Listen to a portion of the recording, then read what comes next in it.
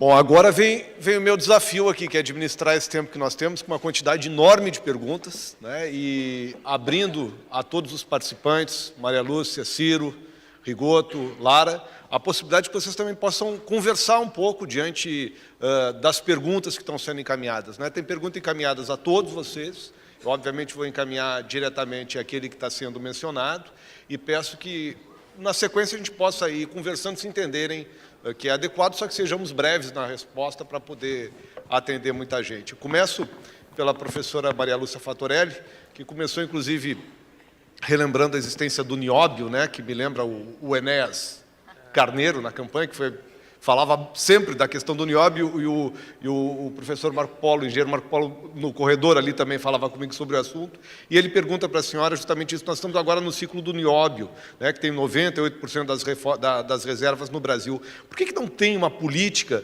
importante para o mesmo aqui, já que é o minério mais importante do mundo, a Gerdau, a CSN e Marco Polo se beneficiam disso?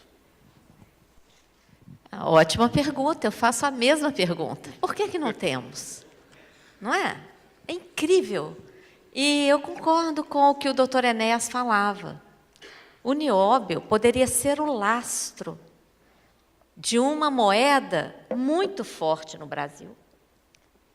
Poderíamos ter uma moeda aqui com lastro, o que não existe no mundo hoje. A começar pelo dólar, desde 1971, todo mundo deve se lembrar, naquele 15 de agosto, que o Nixon veio à televisão para avisar que não teria mais a paridade do dólar com o ouro. Mas a decisão não foi do Nixon, nem do governo americano. Aquela decisão foi do Fed, do Banco Central americano, que é privado, controlado pelos bancos privados. Eu tenho que fazer o gancho aqui com o que foi colocado sobre o sistema financeiro, porque é isso mesmo. Essa questão da dívida, 15 anos aprofundando na investigação da dívida, já está muito claro para nós que a dívida é uma ficção. Isso está mostrado aqui pelo andamento da dívida dos estados, que é um retrato de todos os estados. Gente, é um esquema. É um esquema para alimentar esse sistema financeiro, que é privado em 99% dos casos, desregulamentado, inclusive aqui no Brasil, viu? Você sabia que o MNI, o Manual de Normas e Instruções do Banco Central, já foi revogado? Não tem mais. Utiliza o sigilo bancário, utiliza paraísos fiscais, e já existe, assumidamente, inclusive pelo FMI, pelo Banco Mundial, o mercado das sombras, fora da contabilidade. E o vídeo Inside Job, o trabalho interno que o senhor mencionou, fala da produção de derivativos sobre derivativos sobre derivativos sem limite, que numa entrevista para a grande mídia norte-americana perguntaram para um economista, como? Até onde podem produzir derivativos? Qual foi a resposta do banqueiro? Coloque um espelho na frente do outro. Esse é o limite dos derivativos, infinito. Mas como é que a sociedade engole isso? A gente coloca um nome que impressiona, como swap, por exemplo. Né? Então, gente, é esse. Então, a discussão, nós temos que, além de discutir a dívida, nós temos que discutir uma nova arquitetura financeira, porque é importante ter setor financeiro, é importante ter o dinheiro como veículo de troca. Só para provocar e, de fato, aprender. É possível ter isto nacionalmente? Uma nova arquitetura num país como o Brasil, e o anúncio disso não provocaria uma fuga de capitais? Para não ter fuga de capitais, é só estabelecer controle de capitais. Se você tiver força para estabelecer uma arquitetura financeira aqui, você vai ter força para estabelecer controle de capitais, que, aliás, é uma coisa que a China avançou, porque colocou, quem quiser investir na China, investe.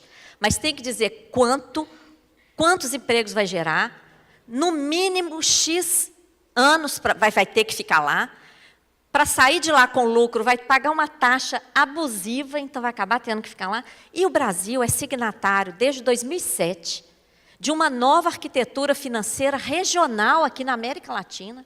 5 países já referendaram nos seus respectivos parlamentos e congressos. Aqui está engavetado, ninguém fala nisso, ninguém sabe disso, porque isso vai contra o processo que querem abafar a emancipação latino-americana, não é? Que seria tão importante, inclusive para estados como Rio Grande do Sul. Quanto à dívida aqui do Estado, deputado, já foi paga. O que os estados têm que fazer lá no CONFAS, o que o secretário de Fazenda tem que fazer no CONFAS, é declarar que a dívida já foi paga. Porque nós temos aqui juros, nós temos aqui ilegalidades. O que nós não podemos é continuar sacrificando a sociedade, fechar hospitais. Como é que pode supor uma coisa dessas? E para pagar uma dívida que já foi paga, é impossível isso. É preciso recalcular, sem juros, porque o mesmo princípio que proíbe a cobrança de tributo entre entes federados, tem que proibir cobrança de juros. Um ente federado não pode tirar vantagem do outro, seja para cobrar tributo, seja para cobrar juros, é a mesma coisa. Porque quem mora em Porto Alegre, mora no Rio Grande do Sul e mora no Brasil. Se quem mora em Porto Alegre está pagando para a União, está pagando para ele. Que cobrança esdrúxula é essa? Não é? Então, essa dívida já foi paga, os estados têm direito à restituição, e a União vai ter que rever também a sua dívida federal, como a gente mostrou aqui. Não tinha uma coisa entre os entes federados que chamava solidariedade? Né? Assim, é o federalismo, é o respeito ao federalismo.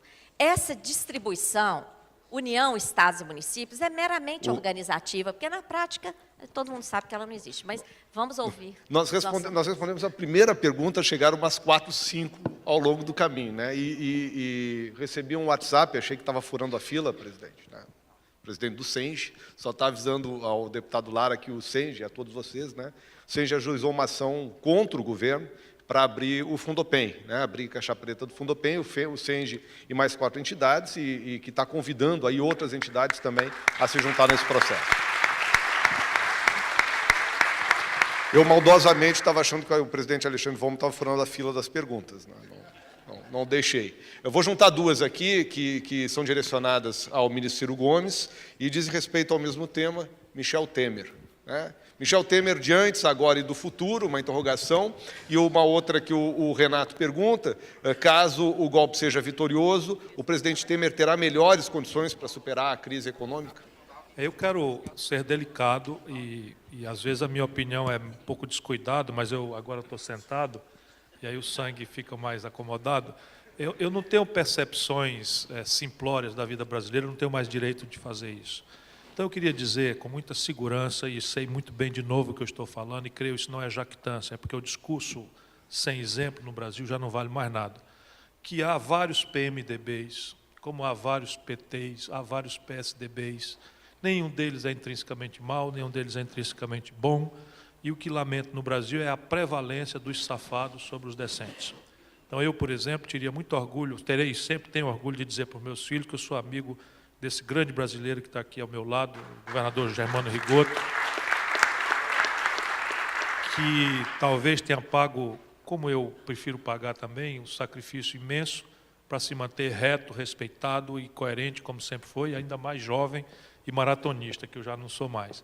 Né? Então, tem muita gente, por exemplo, aqui está na ausência, mas você tem, como é que chama? Eu quero dizer que eu teria muito orgulho, tenho orgulho de dizer que fui colega desse grande gaúcho, Henrique Fontana, do PT. Né? Então, como tem o Vitácio Genro, e eu conheço. Aí, então, para ser delicado, eu jamais seria indelicado com esse amigo aqui. Dito isso, infelizmente, a condição física brasileira é como nós mais ou menos perfilhamos aqui. O Brasil tem uma interdição internacional muito grave nesse momento. O Brasil tem uma interdição local a partir do dado que está aí. Diz-se ao Brasil, como se fora dogma de ciência, isso tudo foi uma coisa muito precária que o Fernando Henrique operou na sequência da desvalorização do câmbio em 99, no começo do ano, E ele chamou Armínio Fraga, e o Armínio Fraga estava vindo com a cabeça fresquinha de Chicago, operando com o Jorge Soros, e trouxe 3 ferramentas. E a ferramenta basicamente é o seguinte: vamos introduzir isso aqui como variáveis que sinalizem para que não há uma anarquia no país, e a partir deste conjunto inteligível de ferramentas, nós vamos ir arrumando a coisa. E como tudo no Brasil, isto que era uma coisa precária para dar um sinal para o mercado, virou dogma de fé e agora gravemente legitimado por 3 mandatos do PT. Como eles lá em São Paulo acham que a vida se resume a PT e PSDB, nós brasileiros pagamos esse pato, né, de não ter nada com isso. Então, estou me referindo a como é que você encara as contas públicas, superávit primário, ponto. Superávit primário, anunciado ex ante, pouco importa se o país entra numa epidemia, ou se o país eventualmente entra numa guerra, para falar em teoria, como isso não é sustentável, em tese, né? Se você entrar numa guerra, alguém imagina aqui que o Roosevelt fez conta de quanto custaria o esforço de guerra norte-americano, recalcitrantemente adiado para desespero do Winston Churchill lá na Segunda Guerra Mundial? Não fez essa conta, porque o superávit primário é um valor, não é nem superávit, é sanidade fiscal, é um valor. Mas repare bem, é mesmo sanidade fiscal apurar as coisas por ano fiscal, 1º de janeiro, 31 de dezembro? 2 exemplos práticos muito contundentes. Eu sou ex-prefeito, ex-governador, enfim, não sou poeta, não tenho mais direito de jogar a conversa fora. Se você faz a manutenção preventiva de 1 quilômetro de estrada, custa entre 12 e 15 mil dólares a manutenção de 1 quilômetro de estrada preventiva. Então, você faz a estrada, ela tem uma durabilidade. Se você fizer a manutenção preventiva, custa entre 12 e 15 mil dólares por ano, por quilômetro, não por ano, por quilômetro a manutenção preventiva. Isso acontece a cada 5 anos, uma vez. Se eu não faço a manutenção preventiva de 15 mil dólares por ano, quer dizer, por ciclos de 5 anos, em 20 anos essa estrada estará destruída e custará, além das mortes e o custo de frete ser 4 vezes o custo rodoviário brasileiro mais caro do que o nosso competidor internacional. Vocês do Rio Grande do Sul tem uma importância muito grave a questão do frete rodoviário para vocês, seja recebendo do Mato Grosso, do Centro-Oeste para Rio Grande, ou aqui mais um Paraná, Paranaguá, enfim, ou para vocês escoarem sua produção em direção à Argentina, ao Uruguai, ao Paraguai, vocês usam essencialmente, dado que não temos mais marinha mercante, o frete rodoviário. Pois bem, destruído tudo isso, já com todos os custos e ineficiências, custa 250 mil dólares recuperar 1 quilômetro de estrada. Então, não é possível apurar sanidade fiscal assim. Economizar 15 sequencialmente, eu economizo em 5 anos, 5 vezes 15, dá 75, para gastar 250 mil com todos os custos inerentes. Então, o Brasil não tem este projeto. Segunda ferramenta, Inflation Target. Eu chamo, não é por pedantismo, porque isto é uma inovação teórica introduzida numa literatura de 5ª categoria por pulsos ideológicos e que simplesmente, meus compatriotas, não é praticado em nenhum lugar do mundo, salvo depois do Brasil, um experimento muito diferente na Nova Zelândia. Eles aqui botaram o nome pomposo de meta de inflação. O que é isso? Eu anuncio ex ante 4 anos que a inflação daqui 4 anos vai ser 3 pontos com tolerância de 2. E o que eu faço? Eu estou tabelando uma variável macroeconômica, e se esta é a variável macroeconômica tabelada ex ante, eu estou querendo dizer, sem dizê-lo, que eles jamais nos disseram, que todas as outras variáveis macroeconômicas a esta tabelada ex ante têm que se subordinar. Portanto, taxa de crescimento, nível de salário, nível de emprego e sanidade fiscal. Já é em si uma contradição. E eu atiro com taxa de juros, que é uma impertinência. Por mais que a Maria Lúcia lembre que o Fed tem todo um jeitão privado, o mandato do Fed, que é o Banco Central Americano, é um mandato como o da Europa. O mandato do Banco Central Americano, o Fed, é perseguir a menor inflação a pleno emprego, está escrito lá. O mandato do Banco Central Europeu é perseguir a menor inflação a pleno emprego. Ninguém, nem Japão, nem China, a Nova Zelândia está experimentando e vai cair fora já já. Usa esse tal Inflation Target, que aqui toma o nome de meta de inflação. E terceiro, câmbio flutuante. O câmbio, como é um preço relativo da economia, é sadio que você não brinque muito com ele. é muito importante, é sadio que você não brinque muito com ele. Porém, nenhum lugar do mundo pratica câmbio flutuante assim, com casca e tudo, como se anuncia aqui. Para o mal ou para o bem. Repare bem, a Dilma, o Lula, sei lá quem, manipularam o câmbio para fins eleitorais, o Fernando Henrique manipulou o câmbio para fins eleitorais e deu no mesmo filme. Vocês são muito novinhos, mas para mim isso não me assusta, não. É impressionante como nem sequer muda os atores. Quando eu fui governador, eu era governador, deu-se o impeachment do Collor e deu-se, na sequência, o escândalo dos anões do orçamento, e o epicentro dos escândalos do orçamento era uma empresa de engenharia pesada chamada Norberto Odebrecht, não sei se vocês já ouviram falar, e não foi o presidente, mas foi o engenheiro responsável deles, diretor, em Brasília, preso. E naquela época, vocês são muito jovens, os computadores se alimentavam com um negócio chamado disquete, né? Então, o terror foi quando a Polícia Federal, por ordem judicial, invadiu a casa de um diretor e pegou o disquete da Odebrecht, e o pânico entre nós brasileiros, de todos os rincões, era quem está e quem não está no disquete da Odebrecht. Eu, felizmente, não estava no disquete da Odebrecht, nem o Germano Rigoto. O que não quer dizer que não puderam estar, porque sabe-se lá, se aquilo mistura alho com bugalho, enfim. Mas olha o filme. Depois do Fernando Henrique, em 99, janeiro, fevereiro de 99, esse filme igual, desvalorizou o câmbio, mentindo que não ia fazer, desconstituiu-se rapidamente, a inflação foi a 12%, e o Lula foi no Congresso Nacional, na época a Câmara Federal presidida por Michel Temer, pediu o impeachment do Fernando Henrique. Cacete, não é possível que esse país continue sem aprender lição nenhuma. Estou dizendo para vocês pesquisem isso aí. Aí eu, na época, lá fui eu, chamar o PT de golpista, que era importante preservar a democracia, que esse negócio de governo ruim não é a solução, não era interromper e tal. Está aí 1000 textos meus e tal, o mesmo filme, cara. O mesmo filme. Só que agora passou do limite, passou da conta, porque aquela dívida na época eram 600 bilhões de reais. Correspondia a 37% do PIB.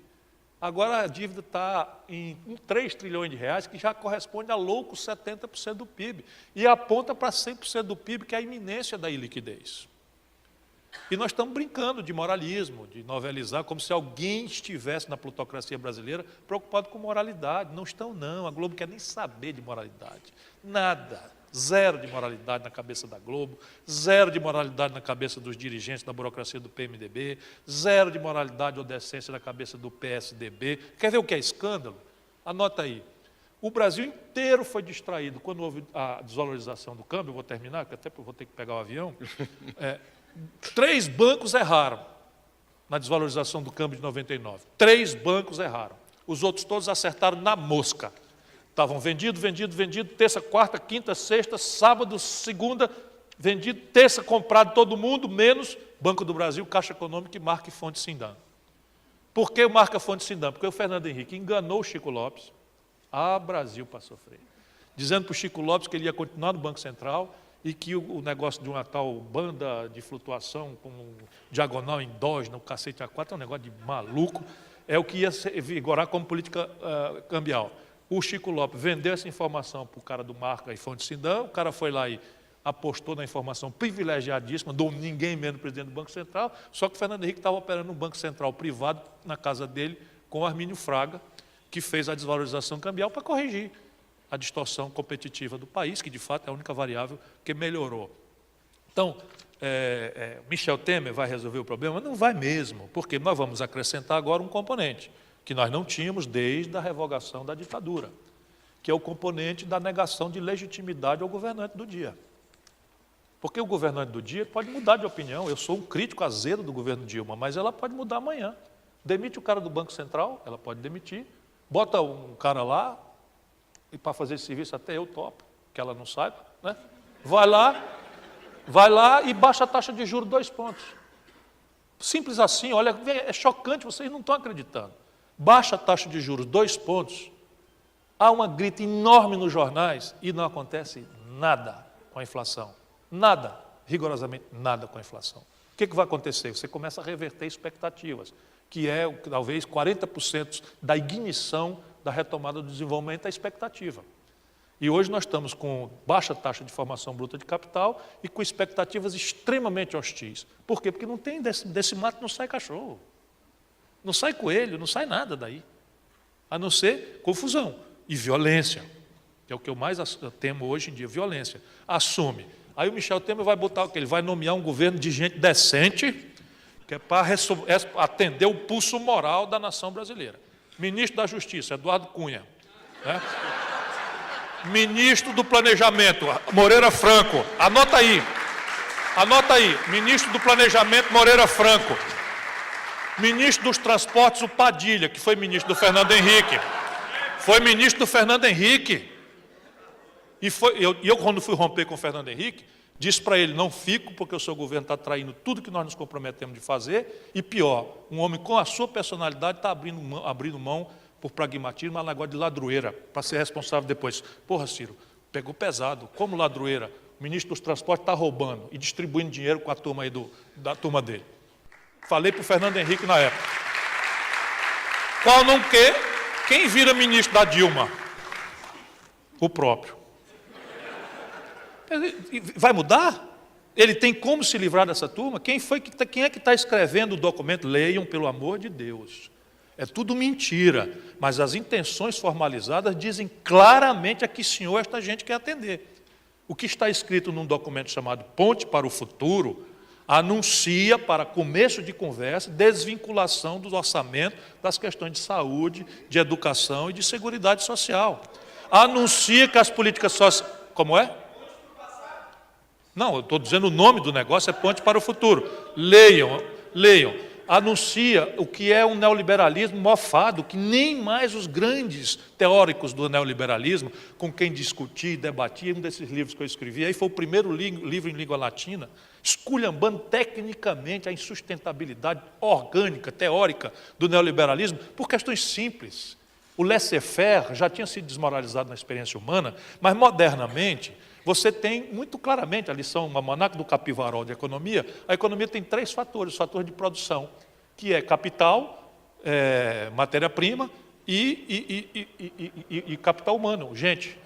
Aí na proporção que fisicamente se quer liberalizar a circulação de riquezas do capital e riquezas físicas, riquezas materiais, se erguem no mundo restrições envergonhantes, que o Rigoto, com a sua sensibilidade sempre, lembrou que a gente não devia jamais esquecer em momento algum, que é esse fenômeno da migração, hostilizada por neonazismo, por não sei o que e tal. Os Estados Unidos celebraram a NAFTA, o NAFTA com o Canadá e o México, na mesma proporção em que a liberalização da circulação de riquezas foi feita, ergueu-se um muro de Berlim, físico, é cachorro, é muro de concreto, é arame farpado e gente morrendo todo dia para fazer a migração para os Estados Unidos. Então já era insustentável aí. Mas eu chamei a atenção nesse livro para as assimetrias competitivas, até usando, vamos dizer, o jargão deles. A pergunta simples é possível competir abertamente com a condição de empreender sendo dramaticamente nacional?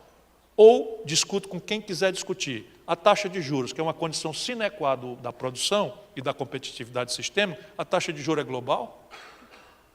É tão fácil de responder. Hoje o juro é negativo. No Japão, na China, na Europa e nos Estados Unidos. Se você tomar $1.000 emprestado...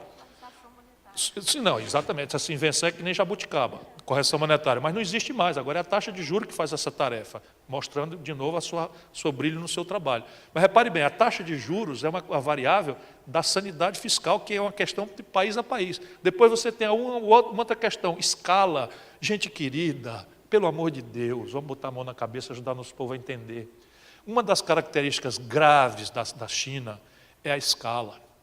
A China tem uma fábrica têxtil que produz 1 bilhão de camisetas ou de calça jeans por mês.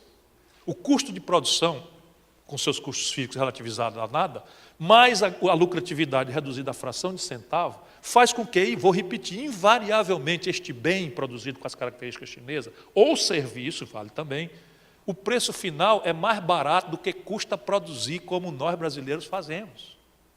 Simples assim. Uma calça jeans hoje chega, por questão de escala, na Sulanca de Caruaru, que é um cluster completamente de informalidade, já não tem tributo, já, todas essas baboseiras que o empresariado considera relevantes, não tem tributo, não tem cargo previdenciário, não tem carteira assinada, não tem negócio de ambiente, zero. Pois bem, a calça chinesa chega mais barato lá em Caruaru do que produzir lá sem Estado. Por quê? Porque tem esse fator de financiamento e escala. Terceiro fator, tecnologia. Tecnologia não é um domínio global. Nunca foi. Crescentemente jamais será. O Brasil é um de 8 países do mundo que sabe montar um avião. Repare que eu falei montar um avião, não falei produzir um avião. O Brasil só tem 8 países do mundo que sabem montar um avião. Um belo dia, concretudes.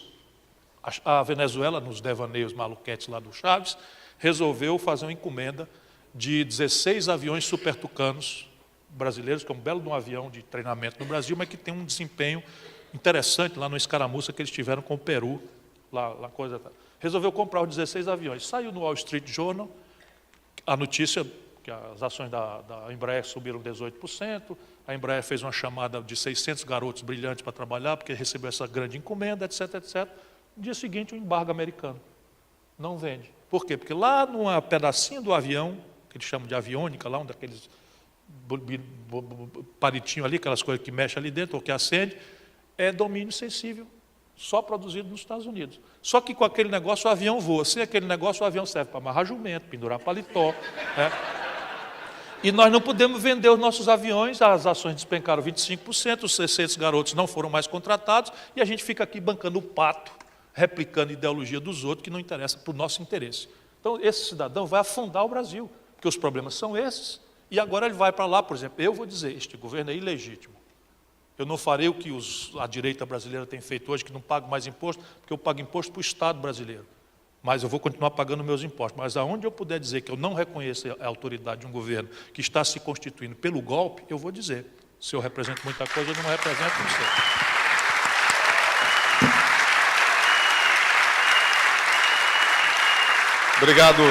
Obrigado, governador Ciro Gomes. Uma pergunta direcionada ao governador Germano Rigoto, sobre a questão da dívida do Estado do Rio Grande do Sul, que o Rio Grande do Sul optou por não privatizar o Banrisul, e com essa medida de 2001, houve um maior comprometimento da receita corrente líquida. E está perguntando é o Gilmar da FOCEF. Ele pergunta se, na sua avaliação, o Banrisul tem um custo elevado da dívida do Estado, e o que pode ser feito hoje?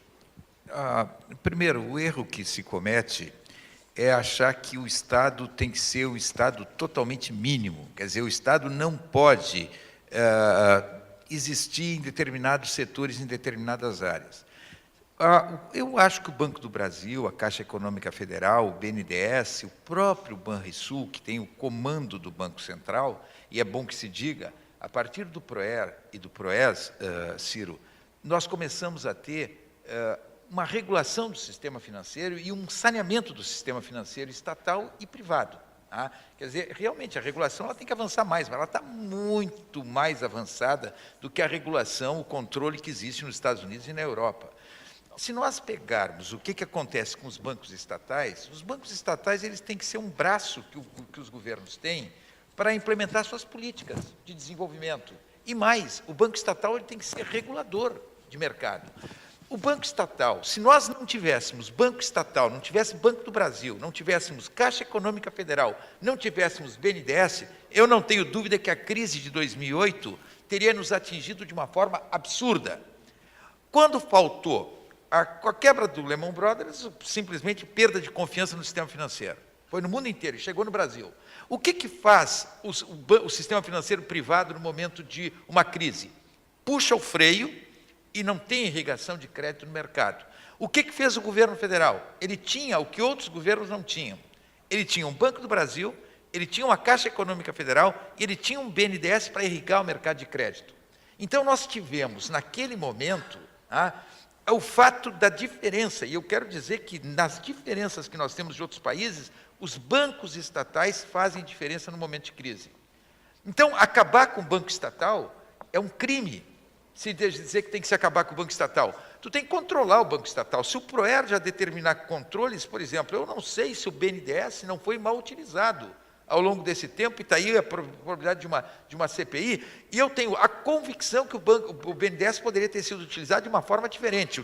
utilizado para financiar principalmente micro e pequenas empresas, e não o JBS, o Marfrig, grandes grupos econômicos que foram financiados para a internacionalização desses grupos, ou grandes empreiteiras para fazer investimentos fora do Brasil. Então, a função do Banco Estatal, ela é de regular mercado, e a função do Banco Estatal é de também intervir naquilo que for importante num projeto de desenvolvimento de um governo. Acabar com o Banrisul é um crime contra o Estado. Quer dizer, houve uma tentativa de terminar com o Banrisul que, felizmente, a mobilização que aconteceu no Rio Grande do Sul evitou esse processo de privatização. O Banrisul dá lucro para o governo.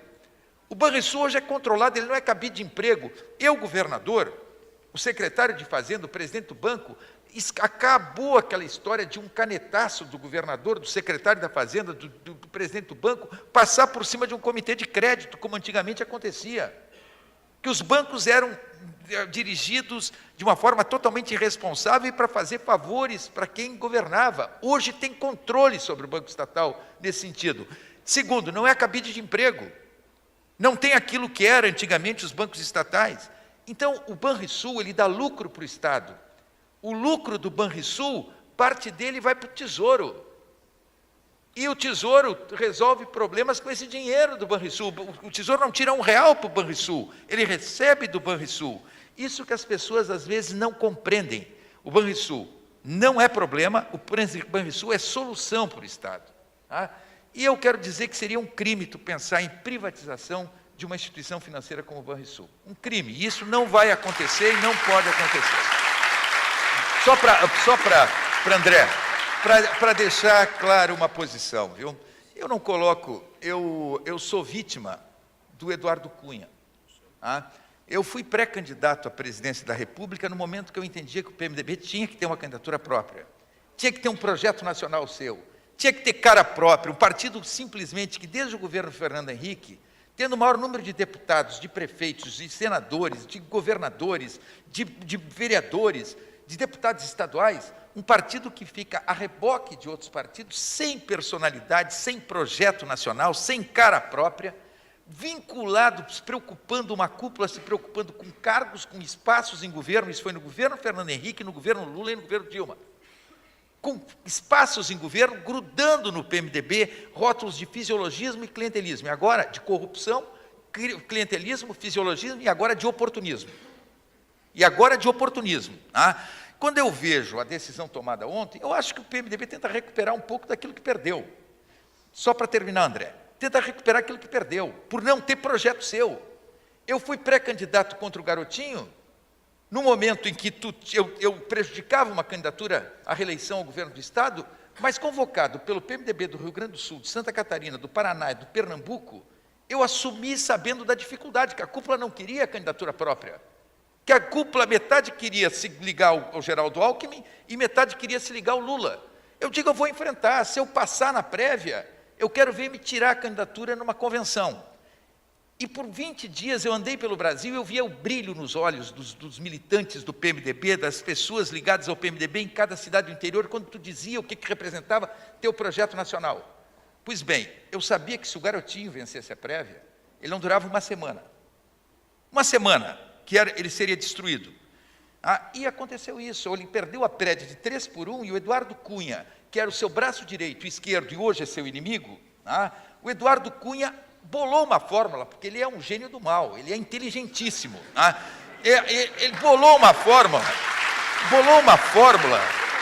que simplesmente os 1.800 votos que eu fiz no Rio Grande do Sul, os 1.700 que eu fiz em Santa Catarina, os 1.700 que eu fiz em São Paulo, eles eram eliminados por 40 votos no Pará. E esta fórmula não chegou em mim, só chegou às 10 horas da noite, depois de eu ter vencido a prévia. Ele comprou o meu representante na executiva. Então, na verdade, o que eu quero dizer é o seguinte,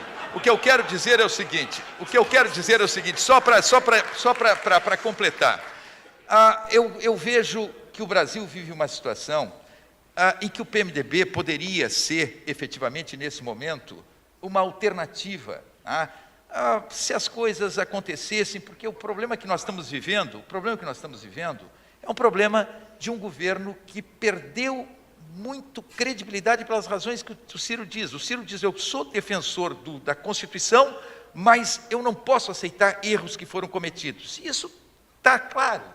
E o governo perdeu muita força para governar. Talvez a presidente pudesse tomar uma decisão, ela, pessoal, tá, de encaminhar uma eleição nova, direta, para todos os cargos, para presidente, para vice-presidente, para o Congresso Nacional, tá? Porque não vai pensar que o Congresso Nacional, nesse momento, se salva dessa situação. Mas todo mundo teria que renunciar junto. Então, né? esta seria uma solução que poderíamos ter, que seria menos traumática nesse momento. Agora, infelizmente, quando eu vejo a forma como foi conduzido o processo ontem, me dá uma tristeza enorme. Porque tu vê o seguinte, um processo que se tu discute, olha, o PMDB pode ter a solução, o PMDB está descontente com o governo porque não participa do núcleo duro, o vice-presidente está reclamando que não é ouvido, mas não, o PMDB sai do governo e se grita, Temer presidente. Então isto passa uma coisa de oportunismo que põe por terra qualquer que seja a vontade de efetivamente mudar. E faz isso que o Ciro está dizendo. Cria uma situação de um governo que vai assumir com muita gente com ódio, com rancor e com muita má vontade com relação ao governo, que vai dificultar muito as suas ações. Então, a condução, infelizmente, no Brasil, tem sido muito errada, muito equivocada e não ajuda nada que se encontre um caminho para o futuro. Governador Rigoto, obrigado. Eu estava tentando lhe interromper porque eu preciso liberar o ministro Ciro Gomes, que tem que ir para o Eu vou pedir desculpa porque eu tenho que pegar aeroporto. o meu jatão, né? Porque tu manda de jatinho, eu ando no jatão da Gol e ele não me espera, infelizmente. Então, vejam como não é palavra de sobremesa aquela que eu digo. Eis aqui um patriota que merece o carinho e o respeito de todos nós. E obrigado a vocês, Alexandre. Um abraço a todos os engenheiros aí. Estou às ordens para voltar aí na luta. Maria Lúcia, vamos seguir lutando. Nós continuamos no painel aqui, só despedir. Bom, nós vamos seguir aqui com perguntas que estão sendo encaminhadas. Agradeço ao ministro Ciro Gomes, aos que o acompanham aqui também. Tem uma pergunta, deputado Lara, que vem encaminhada ao senhor, sobre o CARF e o TARF, se não acha que deveria acabar, pois se o contribuinte perde e pode rediscutir tudo na justiça, se não poderia ser feito dessa forma também, que parece contraproducente. Não, exatamente. Essa lei foi criada, esse órgão foi criado na década de 50. Reformulado em 59, reformulado em 73. E, recentemente, não são dados do Tribunal de Contas, mas são dados do próprio dirigente do TARF, que mais de 90% dos processos dão ganho de causa ao Estado. Bom, se é que mais de 90% dão ganho de causa ao Estado, nós temos quase que 100% dos processos entrando na Justiça, se é que isso procede. Eu vou esperar a auditoria que o Tribunal de Contas, depois de 7 anos, conseguiu fazer, entrou agora, a partir do final do ano passado, fazer auditoria nesse órgão. Então, a pergunta é essa, muito bem colocada. Se há uma enorme demanda na Justiça, que tem regras claras, que tem regras de nomeação claras. O Rafael Colomberg, que é procurador da Fazenda Nacional, que está encaminhando. Bom, mas então eu acho que o cara que está falando isso sabe tudo disso e exatamente eu não vejo para que esse órgão no Estado, a não ser para deixar nuvens, deixar fumaças, deixar cheiros de coisas que, né, juízes são nomeados sem precisar ser juiz. Quer dizer, é o único lugar onde há juiz que não é juiz. Então, para mim, não podia extinguir o TARF. Eu acho que nós faríamos um grande serviço para a transparência pública estadual e nacional. Professora Maria Lúcia, André Gomide, do Mob Cidade, está perguntando, aproveitando o gancho sobre a exposição da dívida, se a senhora poderia falar um pouco sobre o real início da dívida pública em 1971, diz ele, com o fim da paridade do dólar e do ouro. Sim, nós investigamos esse período da década de 70, por ocasião da CPI da dívida. Porque esse período, por ser exatamente o período ditatorial, nós não tínhamos acesso a informação alguma. Né? Então, na época da CPI, nós conseguimos aprovar requerimentos de informações da CPI, dirigidos ao Ministério da Fazenda e Banco Central, pedindo cópia de todos os contratos que justificassem aquele aumento, a dívida saiu de 5 bilhões em 70 para quase 80 bilhões em 1980. Nós pedimos os contratos, porque em muitos livros de história, esse crescimento é explicado como a dívida do milagre econômico, a dívida dos investimentos em infraestrutura e etc. Pois bem, compilando todos os contratos que foram encaminhados à CPI pelos órgãos oficiais, todos considerando o valor total dos contratos, aquele valor justifica menos de 20% do crescimento do saldo da dívida. Menos de 20%. E o que são os outros 82%? Alguns livros, nós tivemos que recorrer a alguns livros, porque nem o Banco Central, nem o Ministério da Fazenda responderam a outros requerimentos. Disseram que os sistemas já não existiam mais e que até que alguns controles tinham sido feitos manualmente, não tinham sido guardados. Mas nós descobrimos, pesquisando livros do Davidoff e outros autores, que na época tiveram acesso às planilhas do Banco Central e publicaram essas planilhas nos seus livros.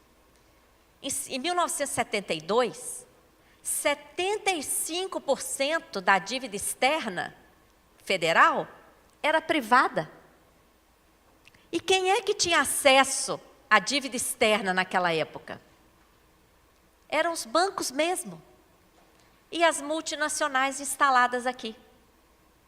Depois, com a alta dos juros, toda essa dívida privada foi transformada em dívida pública, a cargo do Banco Central, a partir da entrada do FMI, porque o FMI entrou aqui em 83, logo depois da alta unilateral dos juros, que nenhum país reclamou, deveriam ter reclamado, porque mudaram-se as circunstâncias, nenhum país reclamou. Em 83, o Banco Central assume a dívida, por imposição do FMI. São vários contratos feitos na década de 80, transformando toda aquela dívida anterior em dívida do Banco Central. Em 1992, há a tal suspeita de prescrição dessa dívida com bancos internacionais, um fato gravíssimo. Gravíssimo que até hoje não foi ainda devidamente apurado. No Equador, que nós conseguimos realizar uma auditoria com o apoio do presidente da República, nós encontramos o contrato de renúncia. E foi isso que respaldou o ato soberano do Rafael Correia. Aqui há menção ao contrato de renúncia em alguns documentos. E isso foi ignorado.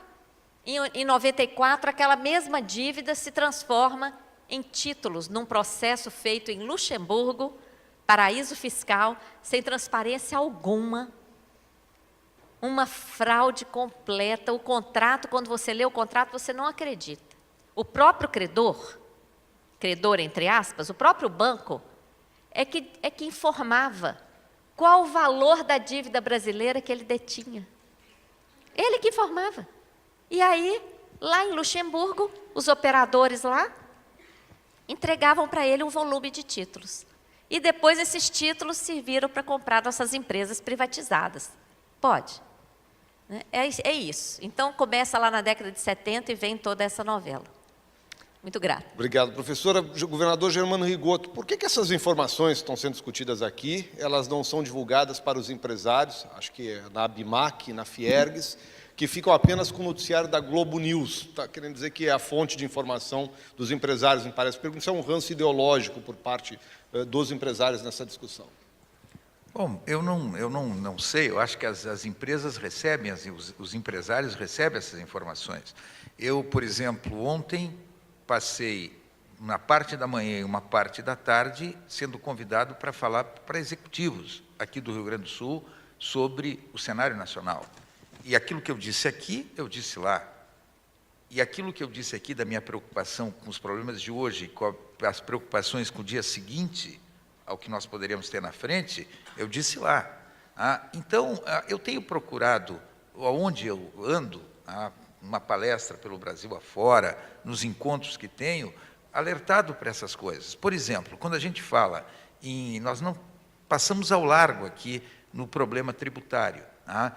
Mas o deputado Lara falou, e eu quero cumprimentar o Ciro, nosso Simone, que está aqui, nosso deputado Ciro Simone. O Ciro Gomes saiu, deixou o Ciro do PDT. Deixou o xará, o Ciro Simone aqui. Mas eu quero dizer a vocês o seguinte, essa questão que o deputado Lara fala, das zonas de sombra que existem atrás dos incentivos fiscais, é uma vergonha. Tá? Esse Brasil, ele não, quando a gente fala na Lava Jato e da investigação que atinge empreiteiras, a relação público-privada, tal, a gente tem outras questões tantas que têm que ser investigadas. Os fundos de pensão, a própria utilização errada do BNDES ao longo do tempo, tá? Os problemas que vêm desde os processos de privatizações, a falta de transparência. E eu diria o seguinte, a questão da guerra fiscal é uma vergonha nesse Brasil. Tá? A forma como se dá incentivo fiscal não tem transparência nenhuma, absolutamente nenhuma. Quando se fala em unificar a legislação do ICMS e ter uma legislação única com 5 faixas de alíquota uniformes em todo o território nacional, que é a única forma de resolver o problema do ICMS e fazer com que a cobrança seja, o Ciro disse que energia e combustível, pelo interesse de São Paulo, ficou, então, na origem. Eu entendo que tem que se pagar, o ICMS tem que ir para o destino, e não para a origem. E se for para o destino, nós vamos ter um freio à guerra fiscal. Por que tem estados que não querem frear a guerra fiscal? Eu cito, por exemplo, Espírito Santo. O Ceará do Ciro era um estado que tinha uma guerra fiscal, era muito efetivo na guerra fiscal. Mas hoje não é o Ceará. Tu pega o Espírito Santo, pega Goiás, pega Amazonas, é tabu falar em mudar o ICMS. E eu não tenho a menor dúvida por que é tabu. E esse tabu envolve setor público e setor privado. Tá? Porque, infelizmente, atrás da guerra fiscal tem zona de sombra, tem corrupção, tem incentivos dados indevidamente. Tá? Falta transparência para a questão dos incentivos fiscais. Enquanto tu tiver um sistema tributário que exija que, para atrair investimento, tu tenha que dar incentivo fiscal, tu não pode fugir disso. Tu tem que entrar no processo. Tá? Tu tem que disputar investimentos dando incentivo fiscal. Agora, o problema é que tem gente que age corretamente e tem gente que utiliza o incentivo fiscal de uma forma errada. Tá? Agora eu estava vendo, o governador do Rio de Janeiro está sendo processado e talvez já perdeu na primeira instância, está indo para uma condenação em segunda, tá? Porque ele deu um incentivo para Michelin de pneus e entraram na justiça contra o incentivo pelo absurdo de renúncia fiscal que aconteceu, pela concorrência desigual que determinou com outras empresas que produziam pneus lá, e está ele respondendo por isso. Olha, se colocar luz em cima da questão da guerra fiscal nesse Brasil, vai aparecer muita coisa errada, tá? E muita corrupção que aconteceu ao longo desses anos. Então, tu mudar o ICMS, tu fazer uma reforma tributária que diminua os tributos que recaem sobre o consumo, no mundo inteiro tem o IVA e no IVV. No Brasil tem o ICMS, que são 27. Tem o IPI, tem o PIS, tem a COFINS, tem a CID, tem o ISSQN, tá? Quer dizer, tributos que recaem sobre o consumo, quando no mundo inteiro tem um tributo, um grande tributo sobre o consumo. Quer dizer, a reforma tributária é, com transição, fazer uma simplificação, uma racionalização. E isto tem a ver com também aquilo tudo que nós falamos aqui. Um sistema tributário menos regressivo, tá? Como é o nosso sistema tributário, e isso tem a ver até com o serviço público mais eficiente, porque se tu tiver um sistema tributário mais simplificado, mais racional, tu vai ter menos sonegação, menos informalidade, menos elisão fiscal, que é a busca do judiciário para não pagar tributo. Com certeza, tu vai ter mais recursos para investir em saúde, em segurança, em infraestrutura, em educação. Isso nós não temos tempo para aprofundar isso, mas é uma das questões que poderiam, junto com a dívida pública, e está vinculado à dívida pública, a gente aprofundar. Obrigado, governador. O Alessandro Gil está perguntando, deputado Lara, se a solução para as questões vitais, como o nó da dívida pública, não passa pela legitimação em instrumentos de democracia participativa. Ele fala aí da Constituinte exclusiva, legitimada por referendo, mais plebiscitos, com urna auditáveis sobre a auditoria da dívida, recall de mandatos majoritários e outras coisas desse sentido. Não, eu não tenho dúvida que, nesse momento, né, pela paralisia que nós estamos, inclusive nos órgãos de fiscalização, foi dito aqui, TCU não trata de dívida pública, trata de tudo, só não trata de dívida pública. O próprio Tribunal de Contas do Estado, nós temos o Tribunal, que é o órgão auxiliar da Assembleia, ele não conseguia entrar no TARF, fazia 7 anos que ele estava tentando, olha, nós estamos tentando, não queremos ajuizar uma ação. Não, mas não tem que ajuizar a ação, tem que entrar, né? Tem legitimidade para isso. E eu quero compactuar aqui do que foi dito, não sei se foi pelo Rigoto, se foi pelo Ciro, acho que foi pelo Ciro, ou pelos dois, talvez. Eu acho que nós estamos vivendo um momento da vida pública, nacional, que, ao dar continuidade a esse processo todo, melhor coisa que poderia fazer a presidente Dilma nesse momento era convocar novas eleições em todos os âmbitos. E para algumas questões, como a questão tributária, que diz o Rigoto, nós termos um grupo de deputados como constituintes, mas especificamente para a questão tributária, especificamente para fazer um pacto tributário. É quase que uma constituinte, se é que isso pode existir, Rigoto, quase que uma constituinte para a questão tributária no país, que é a grande, Lara, é o grande mar de corrupção que nós estamos tendo aí. Deputado Lara, essa pergunta... chamar novas eleições, eu não viu? sei quem é que fez a pergunta, mas, na verdade, quando ele fala em uma constituinte, e eu acho que eu quis fazer a pergunta, uma constituinte revisora exclusiva, eu tenho dito que a situação que o Brasil vive vai, em algum momento, chegar à necessidade de convocação de uma constituinte revisora exclusiva. O que seria isso?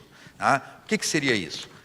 Fora Congresso Nacional, o Congresso continua legislando, votando legislação ordinária, mas esta constituinte, o ato convocatório teria que passar pelo Congresso, por isso só com agravamento enorme da crise, porque o Congresso tem que aprovar e vai tirar poderes do Congresso Nacional. A população escolhe um grupo de pessoas, que não precisa necessariamente sair de dentro dos partidos políticos, para exclusivamente fazer uma reforma, não é a reforma tributária, é a reforma política, é a reforma tributária. O ato convocatório delimitaria o poder desta constituinte revisora exclusiva, não faria uma nova Constituição. A reforma tributária, que há anos e anos se fala e não acontece por esses interesses que estão dentro do Congresso Nacional, a reforma política, que teria que passar, quando a gente fala aqui nos problemas que a gente está vivendo, que qualquer presidente da República vai ter dificuldades enormes de governar com 28 bancadas dentro do Congresso Nacional, com 34 partidos legalizados no Brasil e 30 em processo de legalização. Isto não existe. 28 bancadas dentro do Congresso Nacional, 28 líderes. Isto é para não funcionar. O presidencialismo que nós temos é um presidencialismo falido dentro da situação do sistema partidário e do sistema eleitoral que a gente tem. Agora, para mudar isso, tem que passar pelo Congresso Nacional. Passar pelo Congresso Nacional uma mudança do sistema partidário e do sistema eleitoral mexe com os interesses dos próprios deputados e senadores. Então, uma constituinte revisora exclusiva, que teria um prazo de 1 ano para fazer isso, quem fosse candidato não poderia concorrer a deputado e senador, não poderia ser candidato na próxima eleição, de forma alguma ao parlamento, seria 1 ano para fazer estas reformas, se dedicar exclusivamente a essas reformas, não é fazer uma nova Constituição para o Brasil, o ato convocatório delimitaria isso. Não mistura com o Congresso Nacional. O Congresso Nacional continua votando a legislação ordinária, até mudanças que não têm a ver com aquilo que está no ato convocatório. Agora, é sonho isso? Eu acho que teria que ter um agravamento da crise tão sério que levasse a uma situação como essa e pode ser o futuro. Eu queria complementar, acho que muita gente aqui deve se lembrar do que aconteceu na Islândia, há poucos anos. Foi abafado, a grande mídia não noticiou, mas na época da crise, que assolou toda a Europa, fizeram isso na Islândia. Cidadãos se colocavam, A única coisa é que eles não poderiam ser políticos, não poderiam estar ocupando cargos políticos, eles teriam que ter o apoio de pelo menos 30 cidadãos, e fizeram uma constituinte cidadã para debater principalmente a questão da dívida que estava sendo imposta. E toda essa mobilização foi porque a dívida para salvar os bancos lá era tão pesada que eles dividiram pelo número de habitantes e cada um ia ter que pagar a dívida, como se hoje pegasse aqui a dívida do Estado do Rio Grande do Sul e dividisse, e todo mundo tivesse que pagar do seu bolso.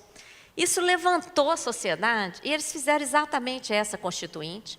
Chegaram à conclusão de que a dívida não tinha que ser paga, que era uma dívida que não era pública, era uma dívida de bancos. Se rebelaram, não pagaram, expulsaram o FMI de lá e o Banco Mundial, processaram banqueiros, os banqueiros foram para a cadeia lá. Tem um vídeo que depois eu posso socializar aqui com a organização do evento, é um vídeo curto, de menos de 10 minutos, que mostra toda essa situação, mas a grande chave foi a participação da sociedade civil independente. Professora, na verdade a Islândia quebrou total, o país quebrou da noite para o dia, e hoje a Islândia é um dos países que tem qualidade de vida, está com uma situação totalmente resolvida, tá certo? É um país muito pequeno, mas teve esta solução. Professora Fattorelli, uma revelação aqui diante do questionário. Quem são os dealers? Boa pergunta. São 12 membros, eles variam de 6 em 6 meses, sai uma portaria, Banco Central, Secretaria do Tesouro e nomeia. Entre os dealers, tem bancos estrangeiros, eles variam, mas o JP Morgan, o Citigroup, o Barclays, o BTG Pactual, que o presidente teve, ele é dealer. E os outros bancos. Tem, inclusive, corretoras. Tem uma que chama atenção, a Renascença. Vocês já ouviram falar de uma distribuidora de valores, Renascença? Ela está sempre lá. Ela é um dos dealers. São 12, a cada 6 meses sai uma nova portaria. Tá? E tem, inclusive, um grupo de estudantes da Universidade Federal do Rio de Janeiro que está fazendo exatamente um trabalho sobre essa questão, essa pesquisa dos dealers nos últimos anos, desde que começaram a ser divulgados. Em breve a gente vai divulgar esse estudo que eles estão fazendo. Bom, tem uma pergunta aqui que vinha dirigida aos governadores, faço de uma maneira geral. Se os senhores são a favor do financiamento público para a campanha política? Eu não sei se o financiamento público é o melhor caminho, que o financiamento público por si só acabe com Caixa 2. Agora, o que não pode continuar é o financiamento como está.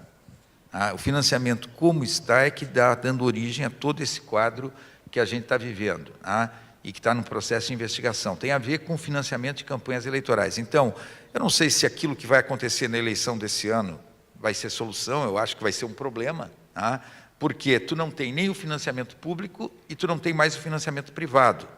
Tu vai ter apenas a contribuição de pessoas físicas, não pode ter mais contribuição de empresas. Eu acho que o financiamento empresarial já ficou claro que tem que ser extinto.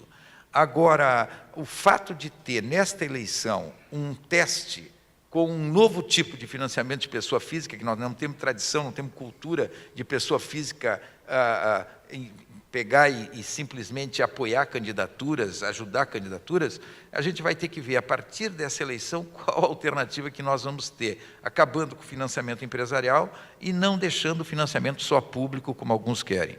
Só para completar, André, acho que eu também vejo com muita simpatia, como disse o Rigoto, esta eleição municipal vai ser um laboratório, um teste sobre essa questão de extinguir financiamento público, embora tem que ficar atento, porque muita gente vai buscar financiamento empresarial e vai tentar pegar ali 20, 30, 40 laranjas para dividir aquilo por CPF. Então, isso deve acontecer. Não, mas nessa não pode empresarial. Não. Nessa não tem como. Não, mas isso é declaração do Ministério Público Federal, que é o ministério que cuida das contas eleitorais. A tentativa de fraude vai ser pegar o dinheiro de empresários e para poder lavar com laranjas ali na frente. Mas isso... mas vamos Só que, Lara, eu acho que essa eleição, tanto o Ministério Público, como a Justiça Eleitoral e como os próprios empresários por causa da crise e por causa do medo de todos os problemas que aconteceram. Eu duvido que vai ter muito Caixa 2 nessa eleição. Eu só acredito à medida que forem aprovadas essas medidas que o Ministério Público Federal levou ao Congresso agora, com 2 milhões de assinaturas, transformando Caixa 2 e corrupção em crime hediondo. A partir daí, a pena aumenta e aí o pessoal realmente, empresário, não vai querer se complicar, e muito menos candidato. Eu vou aproveitar para fazer uma propaganda aqui da sociedade civil, porque vocês todos devem conhecer o movimento contra a corrupção eleitoral. A Auditoria Cidadã participa desse movimento. Nós já tivemos algumas reuniões esse ano com centenas de entidades, de trabalhadores e da sociedade civil em geral, associações, CNBB participa, OAB, etc. E já foi decidido contra o Caixa 2, porque o temor é que, com a proibição de doações regulares de empresas, essa eleição seja a eleição do Caixa 2. Então, os comitês já estão se organizando, já tem gente preparando cartilhas.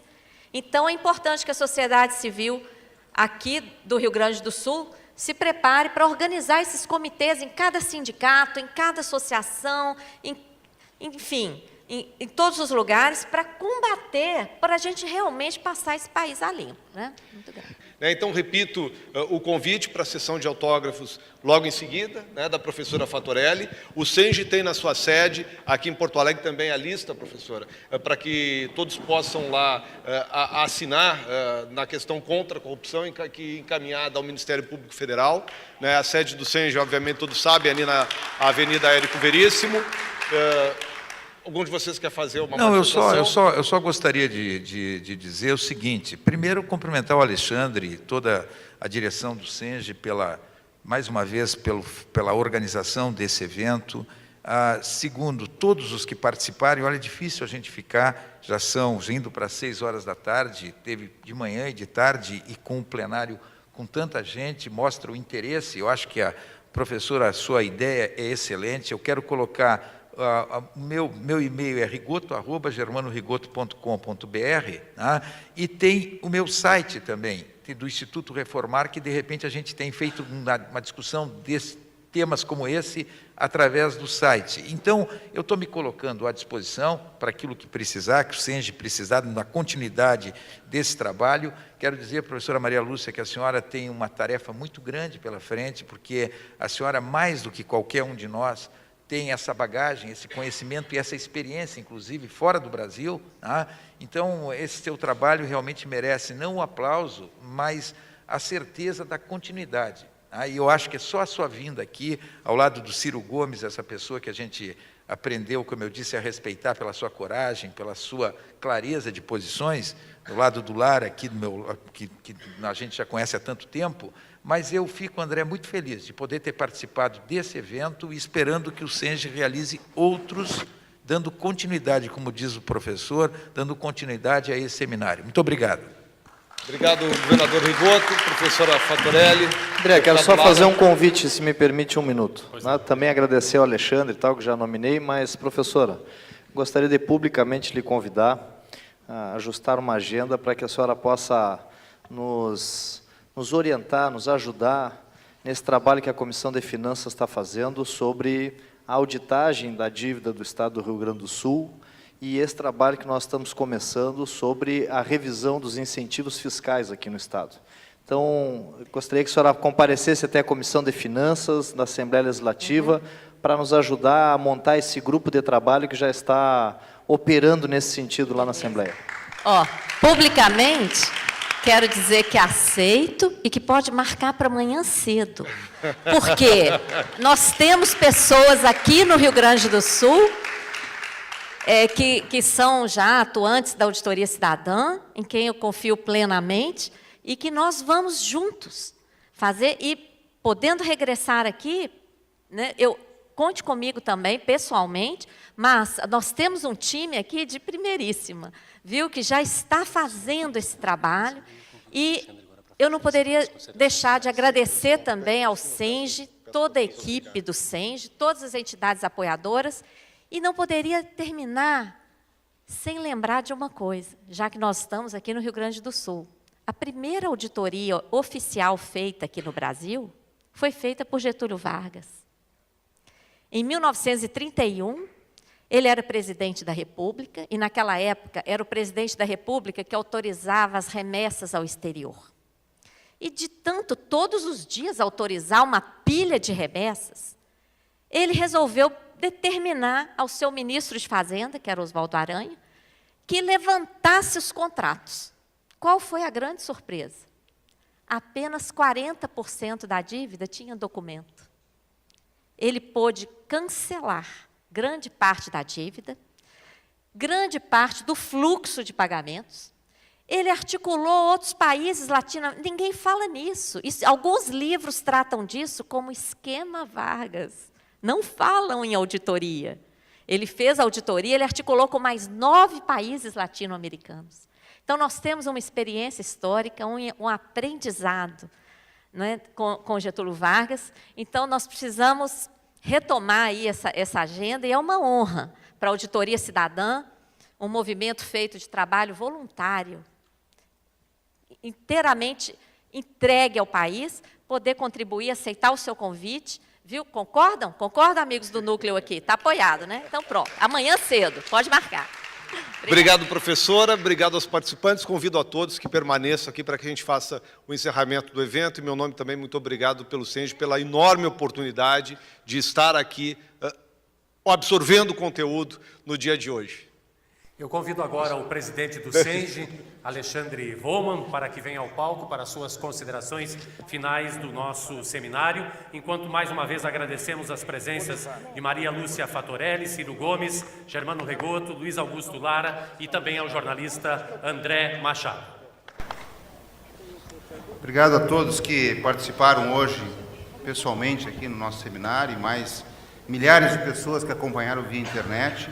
Agradeço aos palestrantes, ao André Machado, ao ex-governador Germano Rigoto, que teve que se ausentar, o Ciro Gomes também. Quero dizer assim que o Sindicato de Engenheiros é um sindicato diferenciado, que dentro do seu tripé, na sua ação precípua, talvez eu vou repetir um pouco aqui do que eu falei no início, no meu discurso aqui, quando abrimos o seminário, que o Sindicato de Engenheiros é um sindicato diferenciado.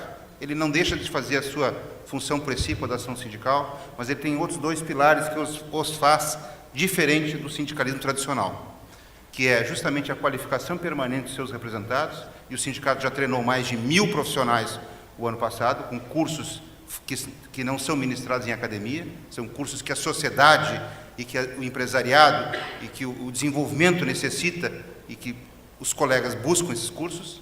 E o terceiro pilar é justamente esse, é de estar na sociedade, trazendo à discussão temas que direto ou indiretamente atinge a nossa classe, como também a sociedade como um todo. Então, esse tripé que faz um pouco diferente.